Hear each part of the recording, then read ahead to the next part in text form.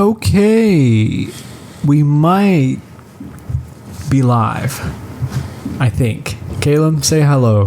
Hello. That is fantastic to hear. All right, so everybody needs to know that Caleb and I... Okay, it's currently 8:32. Is it? Caleb and I started recording at 7:15? 7:15, and... well... yeah, it's been an evening. I think we got it figured out. Hang on. Okay. All right, here we go. So Caleb and I managed to record a good 10-15 minutes of a podcast when I realized that his mic was not recording into my into Audacity, my recording program. And so I spent the last hour trying to figure out why that was. I think I figured out the problem. It is recording into both. Both mics are recording. The settings are a little funny. His mic's acting a little funny, and I can't figure out exactly why. But I think he sounds fine. Go ahead, speak. Hello. Yes, I think I sound fine too. You are coming through, so we're gonna go with that for now. I'm gonna keep an eye on it here. But Caleb, for the second time tonight, welcome to the podcast. Thank you. My stars. All right. Well, on the part that we did not get to hear, Caleb was telling us about growing up in Austria. Caleb is from Austria. I guess we need to go through some of this again. Yes. Caleb is a missionary kid from Austria and grew up there and is now a student at Bob Jones. He's a fellow mentor. The last mentor that I haven't had on the podcast except for Dan Lehman, who had appendicitis over the weekend, so we'll get him on here eventually. Anyway, Caleb, give us a quick history of yourself. Since we already went through this one time tonight. Yes. Feels weird doing it a second time. Anyway, so yeah, I was born in New Hampshire. And when my parents were on deputation to go to the mission field, we moved to Austria when I was 1. And so I don't really remember, obviously I don't remember much about America, but I loved growing up in Austria. Our parents put us in public school from kindergarten up until we were 15 or 16. And then I graduated high school in 2019, came as a freshman in August of that year, got my bachelor's in English with a minor in Spanish last May. Right. And here we are doing an MA in biblical counseling. Right. So, sorry, my brain's everywhere right now. Yeah, I feel that. So you know 3 languages. You're kind of known around these parts for being the language guy. Oh, really? Well, like I know that's cool. Mr. Dalton has like said that about you, hasn't he? Like in meetings before, like Caleb, our resident language expert or something. Yeah, so who dropped Greek? Did you actually? I dropped Greek, yeah. For undergrad or for grad work? Like I dropped it this semester. Oh, why? Yeah, I changed. I was originally MDiv. Gotcha. And I changed out of MDiv to the MA in counseling. Because of Greek? No. So you didn't drop Greek because of Greek. You dropped it for a better reason. Yeah, I mean, I wasn't really enjoying Greek, which was really shocking to me because I thought I would enjoy Greek, right? But turns out the reason I love studying languages is to learn about the people and the culture, and there's none of that Greek in Koine Greek because it's a dead language. Yes, it's quite dead. I also never took Latin, so I didn't either. I took 4 semesters of Greek here. Did you know that?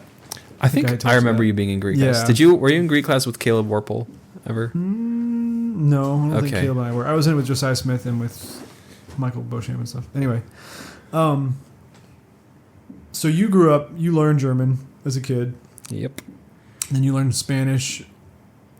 Oh, yeah. Just tell that story real quick. Yeah, so German, I think all of us kids just learned it going to kindergarten and public school. Like, I don't remember consciously trying to learn it. It's just something you pick up. Spanish, like I said, when I was 9 or 10, we went to a Christian school in New Hampshire on a furlough, and they were teaching Spanish. Right. in my grade, and I'd never heard of that before because in Austria all they teach is English as a second language, which was super boring because I knew what every fruit was called, or like every type of animal. That wasn't anything new I had to learn. So when we got back to Austria after that furlough, my parents hired a private Spanish tutor from Peru, and Mom said she thought he was the most boring guy ever, but I loved learning like all these different words in this in this new language that I'd never heard before. So that was. Can you really say awesome. something to us in German? What do you want me to say in German? Say, I don't know. Say something in German and then tell us what you said. Okay. This is always, you put me on the spot. I'm sorry. Good. Say, my name is Kaleb Shelton. I go to Bob Jones University, and I am studying to be a missionary. Or whatever you're studying there. Right. Hallo, ich heiße Kaleb Shelton. Ich bin ein Student hier bei Bob Jones University. Und ich lerne gerade über biblische Seelsorge, um hoffentlich eines Tages ein gottehrendes Mitglied in seiner Gemeinde zu sein. Now say it in Spanish. All right. I'm just curious. Okay. Hola, buenas noches. Me llamo Kaleb y yo crecí en Austria, en la ciudad de Viena, y ahora estoy estudiando en una maestría para consejería bíblica para ser un miembro fiel y glorificando a Dios en su iglesia. That's amazing.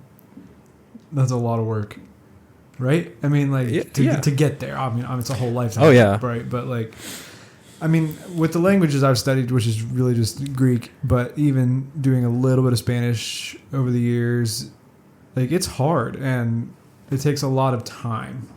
It seems like to get good at a language, right? Yeah, I mean, my Spanish is probably only as good as it is because I did start more or less in my earlier teenage years. Gotcha. And German, of course, is. I feel like there's like terms for this, but it's like it is my second language because I didn't speak it at home, but I acquired it very similarly to my first language because I was a child and I don't actually remember acquiring it. Right. So you had the privilege of being able to grow up that way. Yeah. Which is awesome. It really was. So this is what we were talking about when I realized it wasn't working last time, but tell me about the difference. Tell me about the adjustment coming to Bob Jones after growing up in Austria. Right. And what city are you? Like, where are you from exactly? In Austria? Yeah. Vienna. Okay. The capital. Gotcha. With the beautiful blue Danube. I would love to see that. It's actually brown. All the time? It's always brown? It's a dirty brown. Is it nice? Is Austria nice? Like, though, like, tell me about Austria. For a minute. No, I'm Austria is gorgeous. Okay. Yeah, it's it has Swiss level Alps. Really? Oh yeah, like I don't know what the big deal about Switzerland is because it's more expensive and like the people are less friendly. Interesting. From what I know. But Austria is gorgeous when it comes to mountains, when it comes to just stretches of countryside and like architecture in the cities, castles. It's amazing. Food quality is very high. Quality of life is extremely high. I would love to visit. Yeah, you should. I need to go to Europe. I've only been to Canada. That's the only time I've been out of the country. That's kind of... You can say if it's kind of sad. It's okay. Well, I've never been to Canada, so you got one on me. I was 8 years old, but I'm not exactly the most international person ever. The other day, John Swafford told me, because John went to Britain over the summer, right? And John loves all things Britain. And John told me, he said, "Josh, I think you are the least British person I've ever met." I remember that. And I was like, what is that even supposed to mean? And he's like, I don't know. He's like, there's nothing about you that's British in any way. And I was like, well, I guess that makes sense. I've never been there. I have nothing to do with that. But anyway, but yeah, tell me about The adjustment coming right, here from, the adjustment. from So Austria. yeah, so I came to Austria to America in 2019, August of 2019, as a freshman. Me and Luke Bachman, like I said, we went to international orientation together, and that was a really fun week. Our leaders were great. We clicked with a lot of our fellow international students. But then when all the American students started coming on campus, it got a little bit more tricky. Yeah. At first, it was social interactions were a little awkward. Sure. Like, one thing that really got me was, you know how you say, "Hey, how you doing?" Yep. Or whatever. I had no idea that that was just a greeting of saying hi. I always thought you were actually asking how I was talked doing. about this before. Right, yeah. So I would try to start a conversation, and they would just keep walking, and it was super awkward. Well, what do you say in Austria? I mean, when you ask how someone's doing, you have a conversation. So what do you say when not you're a long one, greeting them? You would say "servus." Which means? It means, it's Latin for "I am your servant," but it's just what you say. Yeah, it's just what you say. They say it in Hungary too. I was actually really surprised. Interesting. I don't know why they use it in Hungary and in southern German-speaking countries. Right. Well, but yeah, because here we are always like, "Hey, how's it going?" And it's like, please don't actually answer that. yeah, because I just found it extremely disingenuous. Well, okay, but to be fair, if you walked up to me and said, "Hello, I am your servant," I would be like, that's not what we're saying. That's what it means. Well, that's the same thing with the American greeting. Do you know Latin? Or no? But you just said that's what it means. Oh, you're right. So, like, do you see my point? Like, if you take it literally, I take guess. either one literally. We're not using it literally. Like, you don't literally mean "I'm your servant." Right. Austrians, Americans don't literally. I mean, they don't literally mean like, "Tell me everything about your life right now." It's more just like showing. But why do you ask that? But why would you say "I am your servant"? Well, it's the same. See, to me, that's the same thing. That's funny. I don't know. It just annoyed me to death. Yeah. But you're probably right. Are there other things too that were like that? Other phrases? Other phrases? There probably were, but that's the only one that stands out. But like a lot of other things, I didn't have anything in common with like American guys or girls my age. Like, I didn't know anything about. I wasn't really very familiar with pop culture. Right. I did not really know anything about the sports. Right. I still don't really, but at least I know. How does that work over there? So, I mean, what are the things that Austrian kids are into? Right. Well, to be fair, I had been homeschooled for 3 years at that point, so I didn't have a whole lot of friends. But I mean, over there, it's soccer is huge. Okay. Like, I knew a little bit about soccer, but of course here nobody really cares about soccer. Right.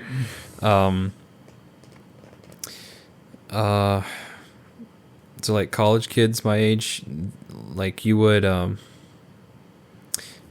are a lot of different places to hang out in the city. Really, really cool place to hang out. Or but there's not like a pop culture in Austria. Not in the same way. Like, I'm trying to find a way to compare it, but I'm not really sure that works. I mean, they do like watch Marvel and stuff, but it's not. So any pop culture they have is American pop culture that's transferred over to Austria. Yeah, like, you know how here you have like, oh, I'm a Star Wars fan, or like, oh, I'm a Lord of the Rings fan. Yes. I don't see that as much over in Europe. Interesting. Like, people know about it, people like it. Like, you can buy like fan items of those things, but it's not. I don't think it's this huge. So what do people do? What do people do? That's a stupid question, but like, what do young people do? Like you said, they hang out. They get drunk. Okay, interesting. Pretty much, or play sports. They hang out in the mall or in other places. Sure. We had a really cool mall in Vienna. Yeah, I bet Vienna's beautiful as well. Yeah, I have one really good friend in Vienna. We would usually just talk or like go for walks. Going for walks is a very European thing, so we would do that. And we actually have a what do you call it? A national park really near our house, very near our house. So we would go there. Austrians love getting out into nature, going to different countries and trying really, really fancy stuff. It's really cool. It's cool. Yeah. So you growing up, we've talked about this before, but you said you were homeschooled for the last 3 years. Because of the Lyme disease thing? Oh no, that was more. It kind of started like I'm the oldest, so right. I was always the guinea pig with that sort of Sure. thing. My problem was that I graduated elementary school right at like 10. Then I went to middle school, and my middle school closed. It was a bilingual middle school, and it closed after 4 years. So I had to find a new school, which I did. I went there for 1 year, and it was a good year, but some things were not really great at that school. Like my grade plunged from an A to like a D in German. Interesting. Which didn't really make sense. So for different reasons like that, we decided to start homeschooling, and it was actually it worked out really well because I got all my basic education in German. I see. I learned German and everything, but then I was able to kind of transition and have school in English for a few years before coming to BJU, which was super helpful and probably helped a little bit with the culture shock. It probably would have been worse if we hadn't done that. But okay, yeah. Makes sense. So when did the Lyme disease thing happen? Talk about that. Right, the Lyme disease. So that was when I was about 10 or 11, making that transition into middle school. Okay. I got this like red splotch on my chest that really itched, and it was kind of weird. It would I had these little spasms occasionally that I called mini heart attacks. Okay. It was a pain that started right in my chest that would seize up my whole body for a split second in like this horrible pain. And then I would be fine. Like before I could even fully react to the pain, it was gone. So that was one of my symptoms. Like it hurt really, really bad, and I would try to react, and then it was gone. I was like, oh. Other symptoms were I had really bad joint pain. I couldn't really move super well. Sure. Or sometimes I couldn't even walk. And it wasn't like an achy pain. Sometimes it was just stabbing pain that would just come, and sometimes I would scream because it was that bad. It was also in my muscles, and even there was like they call it brain fog, where like you can't focus and you can't think straight. I had that as well. Okay. That was very difficult for school. Do you know where it came from? Yeah, I must have been bitten by a tick in like Stephen and Kara's backyard. In New Hampshire? No, in Vienna. Oh, they lived in Vienna too? Yeah, they did for a few years. I didn't realize that. Yeah. Okay. Yeah, I think we were talking earlier, but here at Bob Jones, there's a Shelton dynasty because you have Kaleb and all his siblings who are here, and then Stephen and Kara are the cousins. Anyway, there are a lot of Sheltons around. We know all of them. Oh, but, yes. So you think it was literally a tick? Oh, yeah. Think it bit you on that spot in your chest? Yeah, that was a tick bite right there on my chest, That's which is a really weird spot to get bitten by a tick. But anyway. So if you had discovered it soon enough, could they have dealt with it? Yeah. So how does that work? That's the crazy thing. We went to the doctor when I was having all that pain, and the doctor took one look at my knee, which happened to randomly be swollen on that day. It never swelled up again, but my knee was swollen on that day, and he took one look at that and said, oh, that's juvenile idiopathic arthritis. So they put me on arthritis meds for a whole year, and let me tell you, that was the worst year of my life. Oh, like stars. I missed weeks and weeks of school because of the pain. I was not allowed to do any sports, like anything that a 10-year-old boy wants to do. And it was just awful. And my parents realized that he's not getting better, he's getting worse. So they partly through trial and error, partly through talking to other people in the U.S. My mom put me on a very, very strict diet, like, and I'm not exaggerating when I say that. I mean, like, probably everything you ate today, I could not eat, like anything. What'd you eat? Like what did I eat? Yeah. A lot of rice. Okay. A lot of rice products and unprocessed meat and vegetables. Okay. I couldn't even have like fruits or Interesting. things with a lot of histamines or acidity. Did that help? I mean, look at me. So that's what solved the problem. Yeah, Well, okay. I'm so confused. not the diet was part of it, yes. That's what I mean. Yeah. And then there was also this treatment. It was a really weird deal that some people are very skeptical of. It's called Dr. Cowden's protocol. Okay. And it was this system of like, I think it was like 12 different natural supplements in like dropper bottles. Okay. And what I had to do is half an hour before every meal, I'd have to take those dropper bottles and like put a little concoction in a glass. Like it had to be out of glass. It couldn't be plastic, like a glass cup. And I had a chart that I would follow to do that. And I would drink that half an hour before each meal. And that went on for about a year and a half, I think.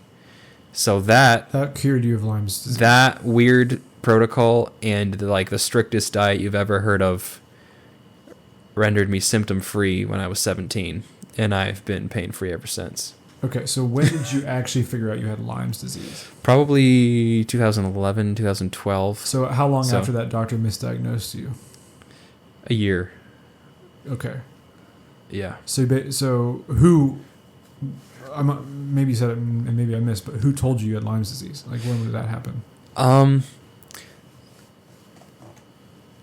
think I don't remember exactly how it was. I mean, I was a little kid, but I think someone suggested to my mom that I had Lyme disease, and then we saw a specialist in the U.S. at some point who was like, "Yeah, that's Lyme disease." Interesting.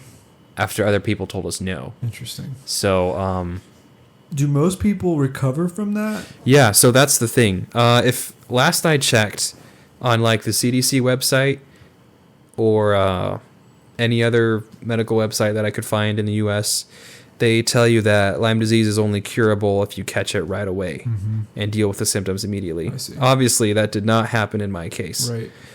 And I didn't have the worst case of Lyme disease. It can get way worse. Like you can actually be lame or deaf or blind from it. But yeah, it quite frankly, I don't know if you want to call it a miracle or providence, but like it's incredible that I was able to walk up those stairs to get up here. And like it is all from a tick bite. Yeah. Whatever that tick has in it can do that to the human body. Yep. That's insane. That's the only way I know that it can be transferred, that it can be carried. I don't think there's another way to get it. Sheesh. Well, I'm glad you're better. Yeah, but okay, so I remember I met you early on. You remember this?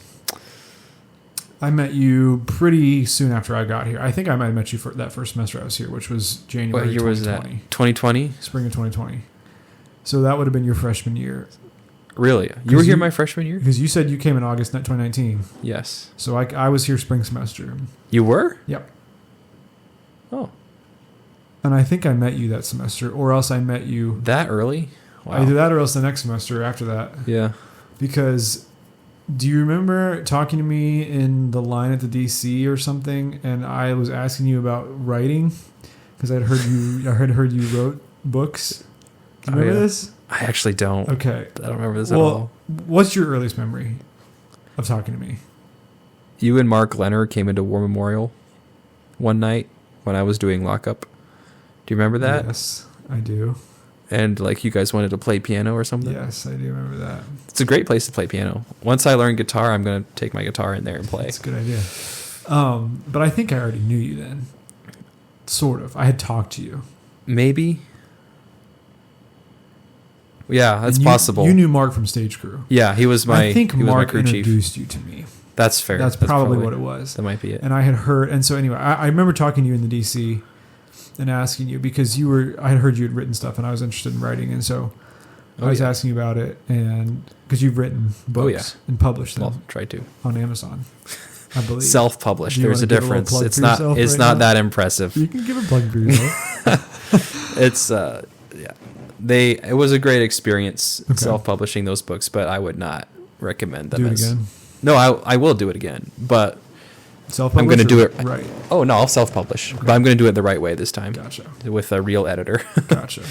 Well, what do you want to write now? Because they were like story books, right? Yeah.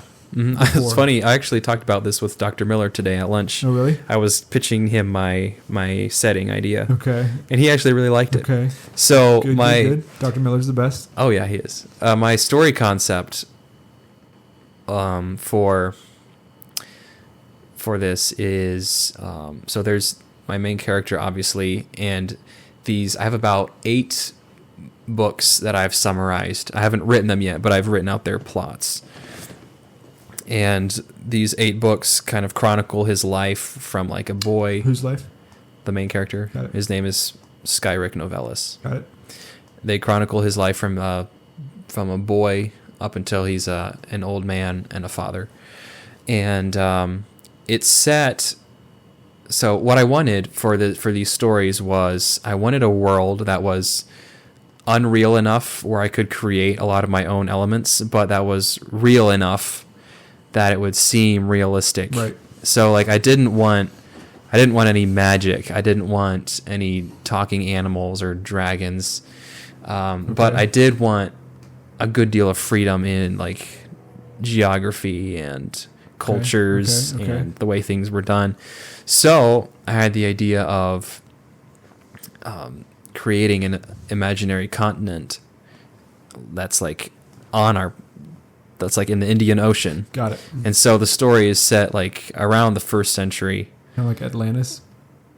Sort of. But not Atlantis. But not Atlantis. Way cooler than Atlantis. Oh, way cooler. Okay. Yeah. And so, but the other significant thing is, so that allowed me to have a good deal of verisimilitude, but also have the freedom to create my own cultures, my own countries, my own characters, and stuff like that. And then the second part that I needed was as a writer, I find it so vital that everything I write is to the glory of God. Mm-hmm. And I really wanted my writing to point to Jesus in some way. And I really struggled with a good idea of how to do that, because without making it seem like really far-fetched or Deus Ex Machina, because I am, after all, in somewhat of a fantastical setting. Can you define Deus Ex Machina real quick? Right. So Deus Ex Machina was a term from ancient Greek theater where they would use like a machine, if you will, like a system of pulleys to bring a godlike character down onto the theater stage to kind of solve all the characters' problems. Right. You don't want that. Right. So the idea is kind of lame. Something that like, oh, the gods will take care of it or something. Right. So I didn't want something like that. But, and this is what I pitched to Dr. Miller today, was what if the culture on this continent had a tradition of worshiping the one creator God, and they still remembered it? Because like if you study Chinese culture, they actually, if you go far back enough, they actually did have that. They just lost it once like Buddhism came in and Confucianism. Interesting. So I was like, what if I had a culture where that was still alive and they remembered things like the flood and the Tower of Babel? Because I mean, they would have come from the Tower of Babel. Right. Like not actually, but in my fictional continent, they would have come from there. So what if, because if I have that, I can have a world where the stories are pointing towards the creator. Right. And the other important story element there is a lot of the villains in my books are people who set themselves up to be the serpent crusher, right? Like this person who's supposed to set everything right that went wrong in the world. Okay. Does that make sense? Yeah. So like false messiahs. Yeah. And so like that's actually a cool idea. This continent would have the people on this continent would have the tradition of someday the serpent crusher will come and he will set things right. And a lot of my stories would be, oh yeah, so this this guy becomes very powerful, and maybe he starts out good, but then he goes completely bad. And basically through that, show the need for Jesus Christ. Does that make sense? Okay. So is there a serpent? Like, is there like a... Or Like, that's just like what they call him? It's just what they call him, yeah. Because they remember the Garden of Eden. So... But there's not actually like a serpent. So you can talk about Christ by name in these books. Or are you going to have a different character that represents him? I wouldn't talk about him by name. I would just be pointing towards the need for the perfect Savior. So you'll never have the actual serpent crusher in your books? No, I wouldn't do that. I don't see how I could I see. make that work. I bet you could do it in a way. The Lord reveals himself to all in different ways.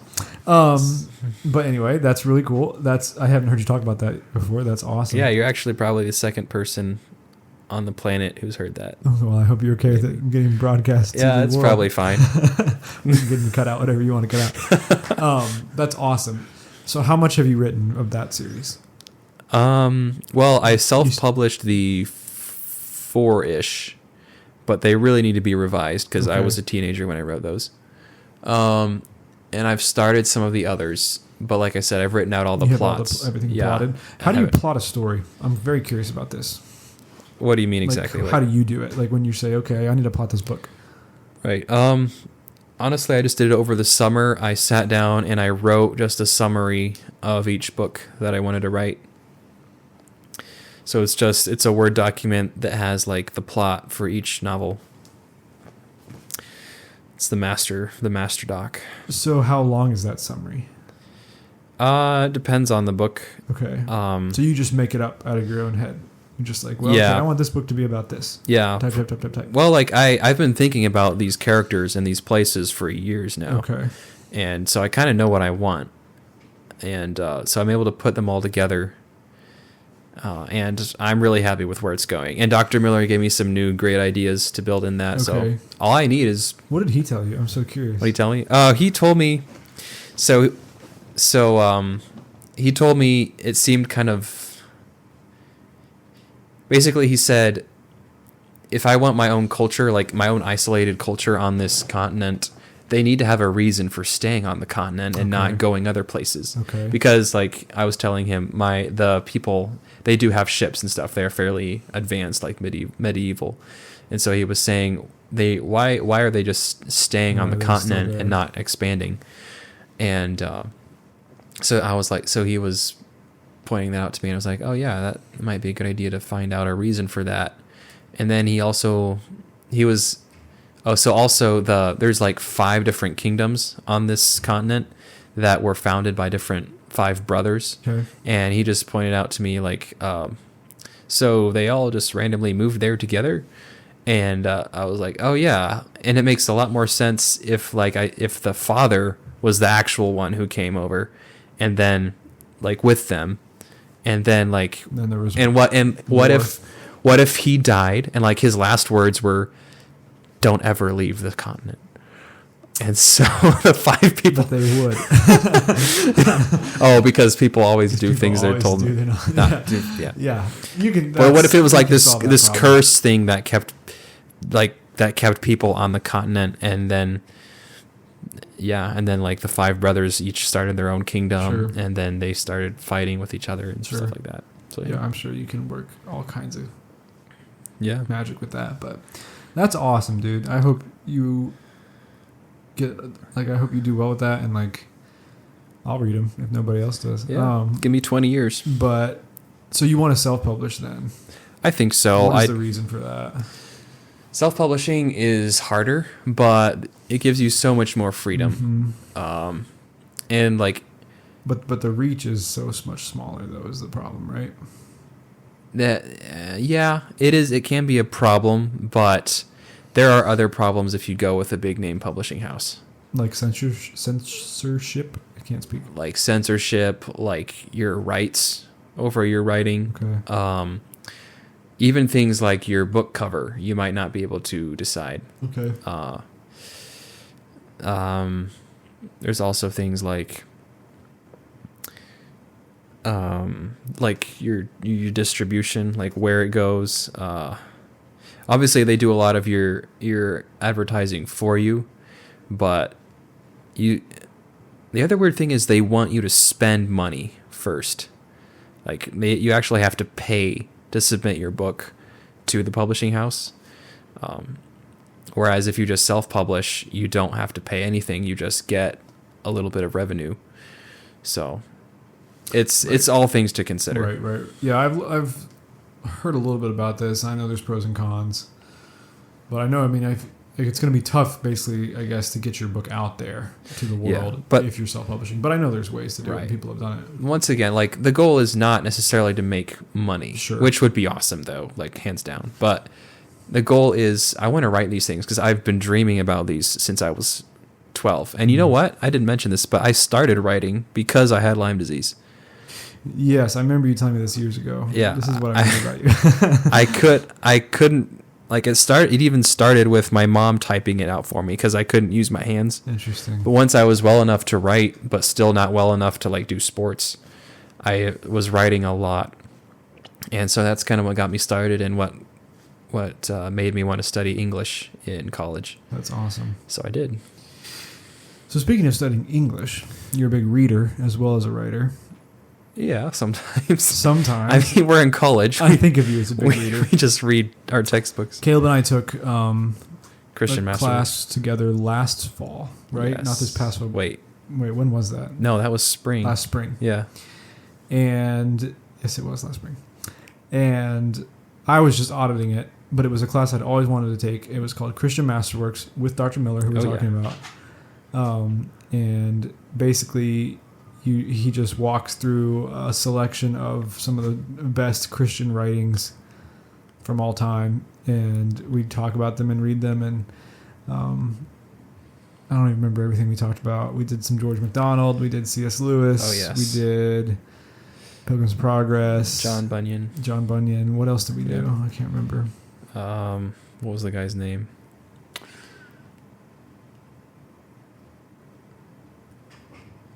It's not coming to me. Anyway, great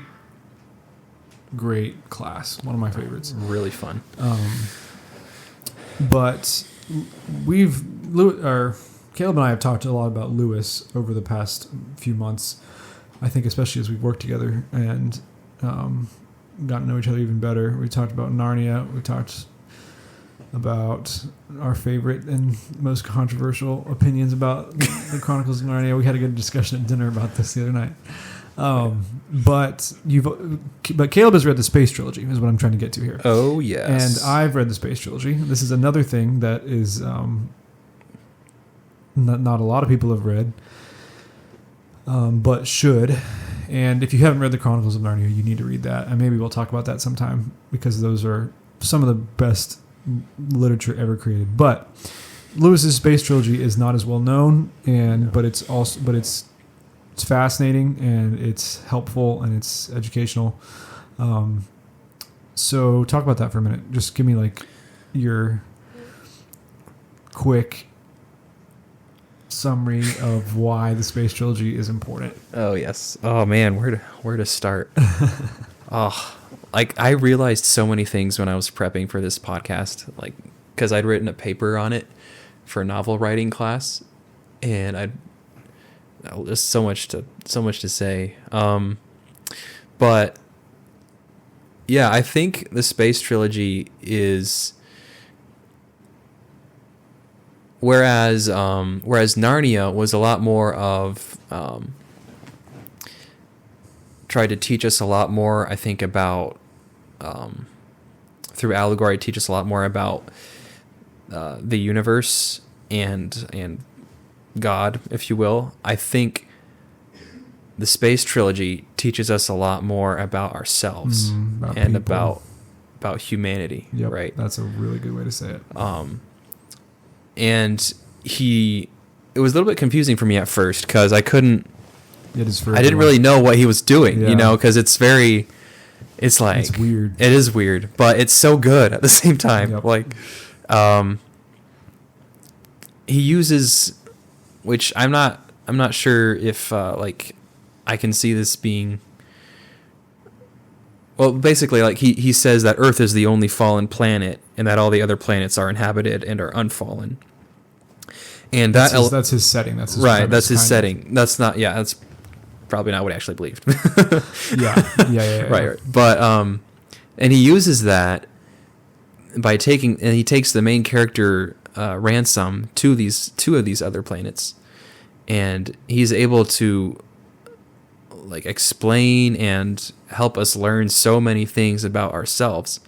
Like one of the most gripping scenes in the whole trilogy is Ransom trying to convince the Eve character on Paralandra to not listen to Weston, the devil character, right, who's trying to deceive her and make her fall. Right.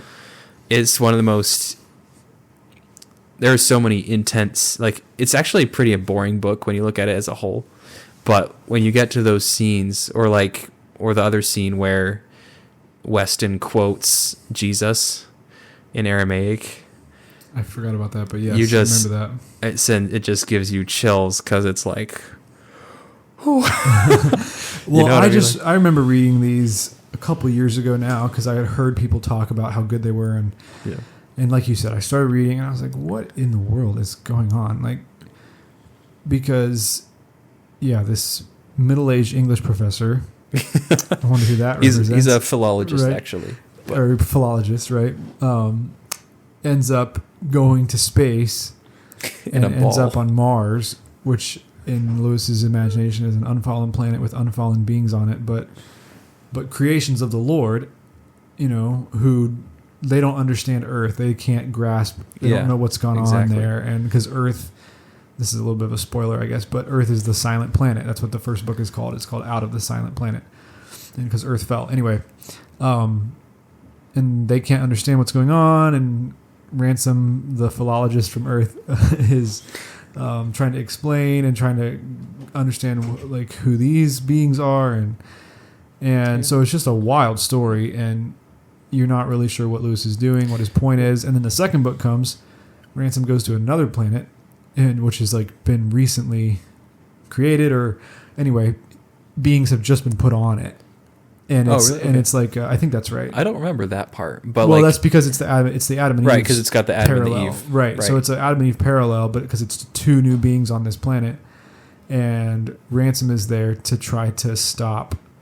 Yes, Weston, who's also from Earth, he's a man, but he's there to corrupt the new perfect creation, right? Just like Satan did, because he is in fact possessed. That's right. He is possessed by a demon.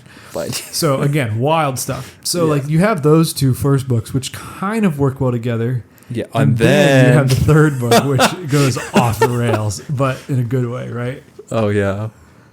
So talk about the third book. The third one was nuts. Like, do we do spoilers or like don't overdo it. Don't overdo it, right? Oh, it's just it's a completely different setting, and you don't even see Ransom until like the end. Yeah, because it's about different characters. Yes, it's on Earth the whole time. But it's more like it kind of is more like the Last Battle. It's also has a lot of Revelation vibes.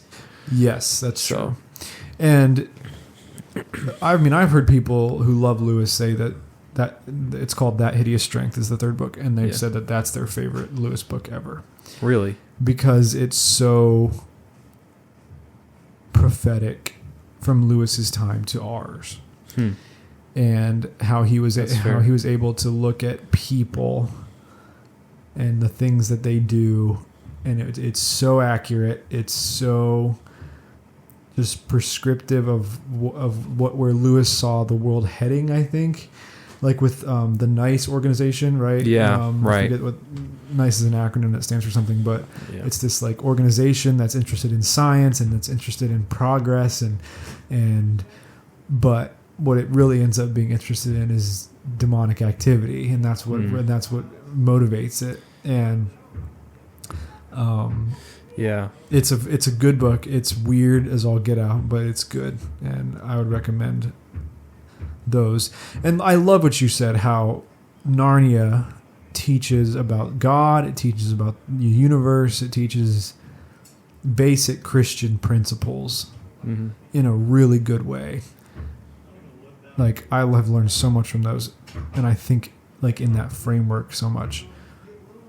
But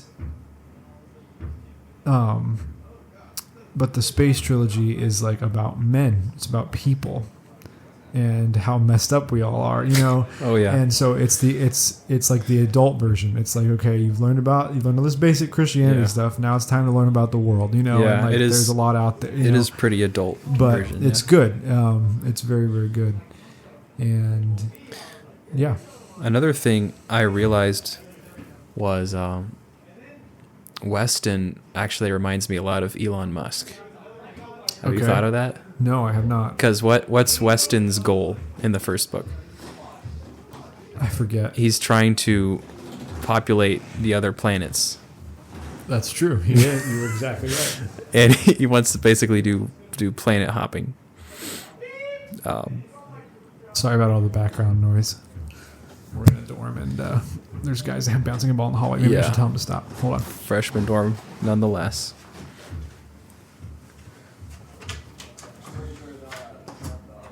Hey, Zach, can you not bounce that at the moment? Sorry, I'm trying to record something. Very sorry. That'd be great. Thank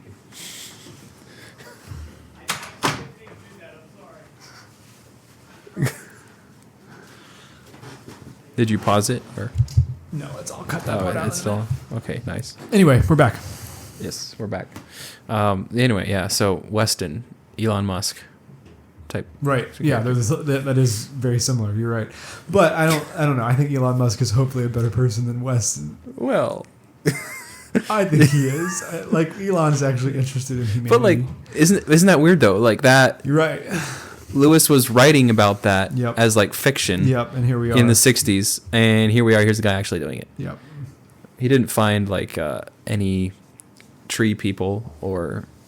I mean, we haven't found any tree people or seal people on Mars. Sure. Yeah, Lewis's version of extraterrestrial life is whacked out. But I think it's cool. I'd love to meet a tree person. I would love to as well. Like whatever those are called. Is there like a connection between those and the Ents from Lord of the Rings?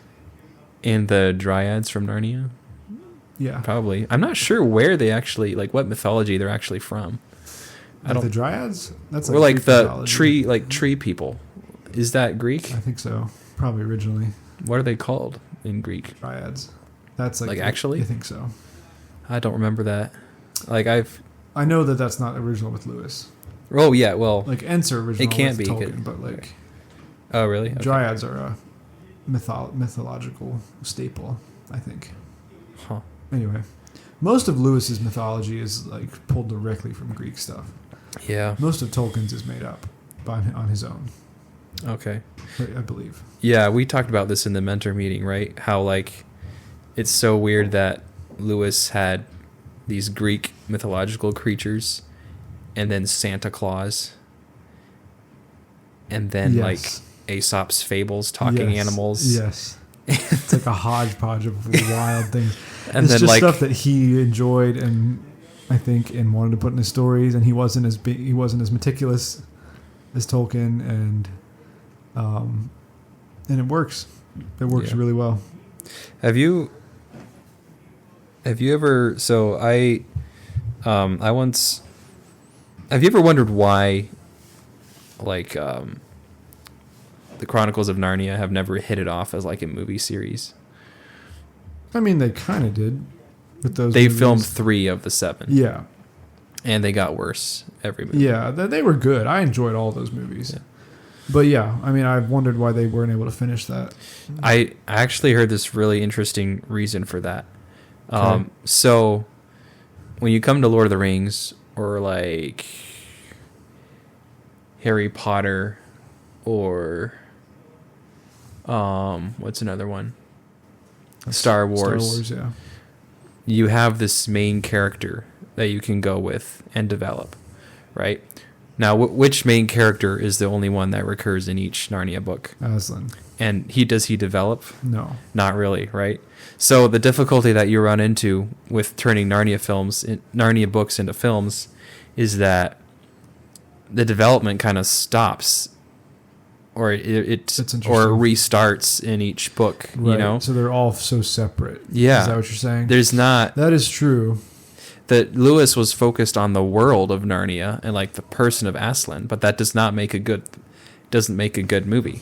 You know, so That's interesting. because like you know how they tried to make Peter and Edmund develop more in the second movie, Prince Yeah. Caspian, and they've started like this friction between Yeah. Caspian and Peter, and even after doing that, Peter's gone in the next one. So there's nowhere to go. I see what you're saying. So there's no. That's interesting. people- I haven't thought about that before. People want to see characters grow and develop. They want Yes. to. I think that's one of the reasons why Harry Potter was so popular. It was not because it was a cool world. It's because they felt like they could grow with Harry Potter. So why the Narnia books work if the characters don't grow and develop as much? Because they're books and not movies. But isn't that the case with stories, just books or movies, that you want to see characters develop? Yes, but literature goes a little. Okay, this is interesting. This Is a this little- is a distinction I have not heard before. See, like, I mean, movies are they're a very visual Yes. medium, right? And you kind of interact with the person more in a dialogue because you can't hear their thoughts, Okay. you know, and the environment is given to you on screen. It's not described to you, and you create it in your own mind, right? So it is a very separate medium. So what you're saying is that film is all about the character, and books do not have to be. I wouldn't necessarily say it that way. I'm just saying I'm not sure I meant it to go that far, but Okay. like it's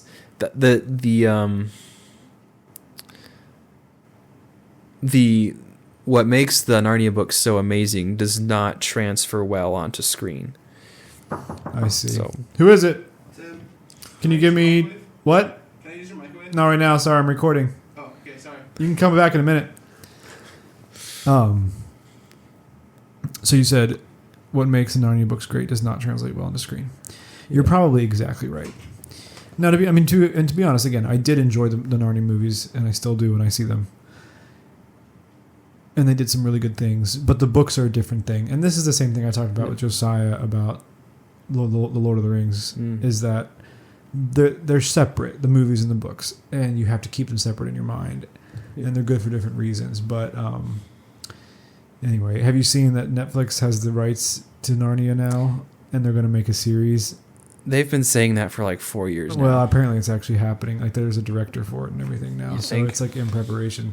But it's like a woman, and she's super woke, and I'm no. really worried about it. So doesn't it's sound- going to be trash, I'm afraid. You never know. Maybe I'll be pleasantly surprised, but I've been kind of disappointed in film since 2016. In my mind, nothing amazing has come out. what came out in Since 2016 that was so good? Deadpool. You No, liked- no. Oh, That's oh. not what I'm saying. I was like, Wait, no. Kaleb That is Shelton not what watches I'm saying. Deadpool? No. No way. I do not like Deadpool. Not for the life of me. When You just about blew my mind, bro. he was like, no way. I've never been so shocked in my life. No, I know. Okay. I do not like Deadpool. I see what you're saying. The trailer was more than enough. Did not see the movie. Gotcha. When I have also not Deadpool watched Deadpool. when Deadpool came out, people like the industry somehow it clicked with them that they could make a lot more money on gore and profanity and immorality than they had thought. Okay. And I think there's a trend that you see Interesting. even in kids movies that there's more language, Shock value. there's more themes, Yep. there's more inappropriate themes, and So what came out like before that was good? oh, dude, like Gladiator is amazing. Okay. Have you seen keep telling Gladiator? me, no, I want to watch it. I want to watch it with all you See- boys. We're gonna have a mentor movie night. We're gonna watch Gladiator. Yes, we are in Smitley's room, like we said we would. Let's do it. Gladiator is such a good story. Like cinematics are also amazing. It's not like I was surprised, honestly, how clean it was. Like it was gory because it's a gladiator, but it wasn't like excessively so. Mhm. like Deadpool. Right. So I really appreciated that. What else? What Give us else? some more. Give us some more movies to watch. You've like, got. from I Kaleb mean, you've Shelton. got the Lord of the Rings, Yep. right? Inception was really Okay. incredible. Like the good. Also, I really like Batman Begins, Okay. like that the Dark Knight trilogy. Very well done. You like the whole trilogy or just that one? That's the one I've seen the most. Okay. I'm not sure if I've seen the other ones the whole way through, but Okay. I really do like that one. It's a great origin story. You've got that, and